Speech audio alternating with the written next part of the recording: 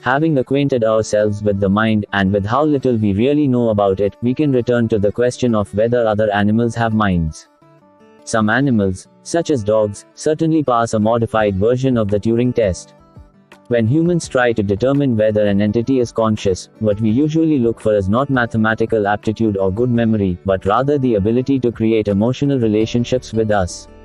People sometimes develop deep emotional attachments to fetishes like weapons, cars, and even underwear, but these attachments are one-sided and never develop into relationships. The fact that dogs can be party to emotional relationships with humans convinces most dog owners that dogs are not mindless automata.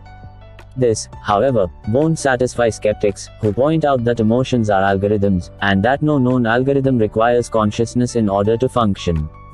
Whenever an animal displays complex emotional behavior, we cannot prove that this is not the result of some very sophisticated but non-conscious algorithm. This argument, of course, can be applied to humans too. Everything a human does, including reporting on allegedly conscious states, might in theory be the work of non-conscious algorithms. In the case of humans, we nevertheless assume that whenever someone reports that he or she is conscious, we can take their word for it. Based on this minimal assumption, we can today identify the brain signatures of consciousness, which can then be used systematically to differentiate conscious from non-conscious states in humans.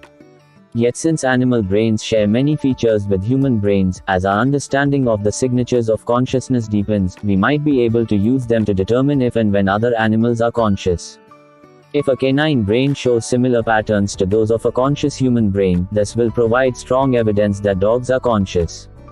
Initial tests on monkeys and mice indicate that at least monkey and mice brains indeed display the signatures of consciousness. 8 However, given the differences between animal brains and human brains, and given that we are still far from deciphering all the secrets of consciousness, developing decisive tests that will satisfy the skeptics might take decades.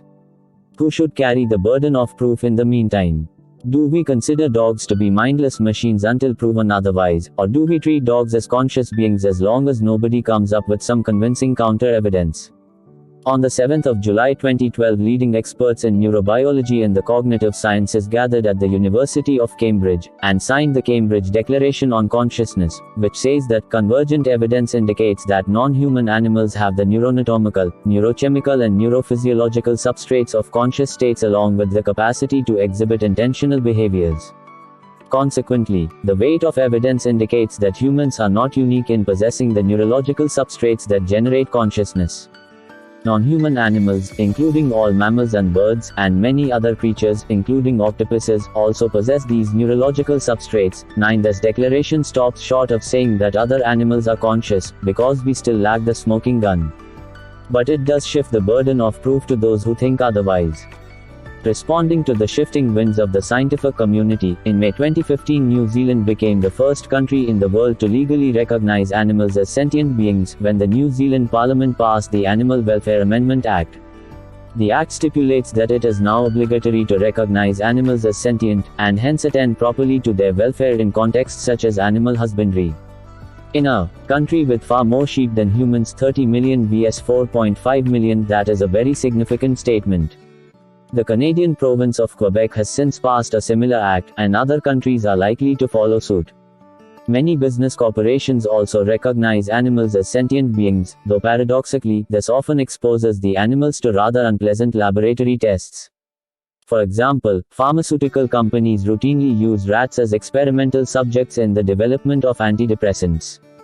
According to one widely used protocol, you take 100 rats for statistical reliability and place each rat inside a glass tube filled with water. The rats struggle again and again to climb out of the tubes, without success. After 15 minutes most give up and stop moving. They just float in the tube, apathetic to their surroundings. You now take another 100 rats, throw them in, but fish them out of the tube after 14 minutes, just before they are about to despair.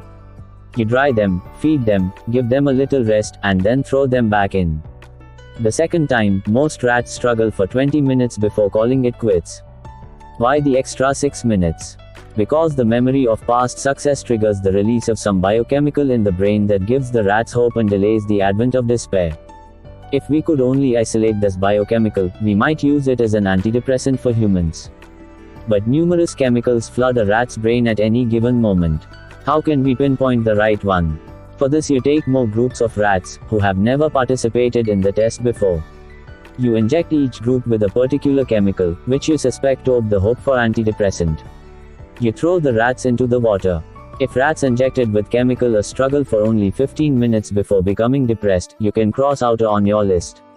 If rats injected with chemical B go on thrashing for 20 minutes, you can tell the CEO and the shareholders that you might have just hit the jackpot. Skeptics could object that this entire description needlessly humanizes rats. Rats experience neither hope nor despair.